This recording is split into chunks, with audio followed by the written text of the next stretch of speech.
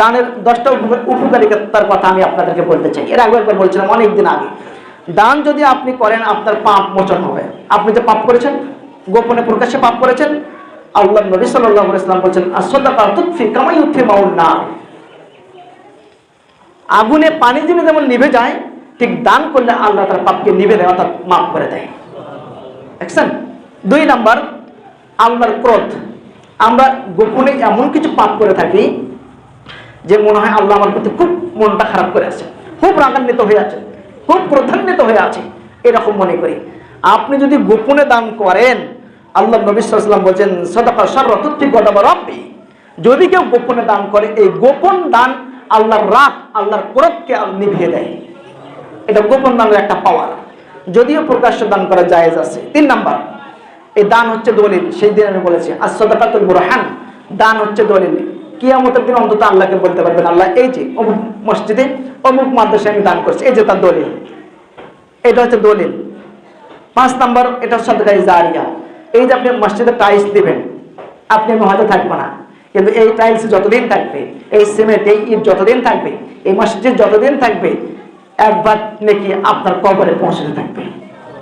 এটা একটা দানের পাওয়ার।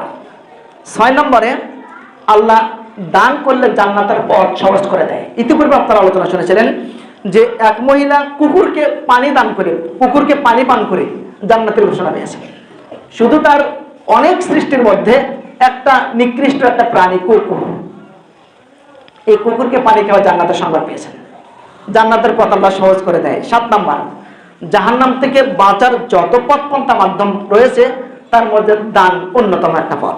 আল্লাহ নবী ওয়াত্তাকুন নার, তোমরা ওই জাহান্নাম থেকে বাঁচো ওয়ালাউ বিসিক্কি তামার, যদিও খেজুরের এক টুকরা দান করে হলো তোমরা জাহান্নামের আগুন থেকে বাঁচো। এই হাদিস প্রমাণ করে যে দান করলে খেজুরের টুকরা, মানে একটা খেজুর কয়েকটা যদি টুকরা করেন, কয় গ্রাম হবে? 1 গ্রামই হবে না। এতটুকু দান করে হলো তোমরা জাহান্নাম থেকে বাঁচো। তার মানে জাহান্নাম থেকে বাঁচার অন্যতম একটা পথ হচ্ছে আল্লাহর রাস্তায় দান করা। 8 নম্বর, যে ব্যক্তি দান করে গোপনে, আর রাজুলু তাসাদ্দাকা বিসাদাকা, কিয়ামতের দিন আল্লাহ সুবহানাহু ওয়া তাআলার বিশেষ ছায়াতলে আশ্রয় পাবে সেই ব্যক্তি যে গোপনে দান করে। 9 নম্বর, পুরস্কার দেবেন আল্লাহ। অত্র আয়াতে আল্লাহ কি পুরস্কার দেবেন এই কথা বলছেন না, শুধু এতটুকু বলছে ফালাহুম আজরুহুম ইনদা রাব্বিহিম। যারা দিনে রাতে দান করে, যারা সচ্ছলতায় অসচ্ছলতায় দান করে, যারা গোপনে প্রকাশ্যে দান করে, শুধু তারা শুনে রেখেও তাদের পুরস্কার তাদের রবের নিকট আছে। এটা হল 9 নম্বর পুরস্কার। 10 নম্বর হচ্ছে শুধু এইটুকু তারা যেন জেনে রাখে, তাদের কোনো ভয় নেই, তাদের কোনো চিন্তা নেই।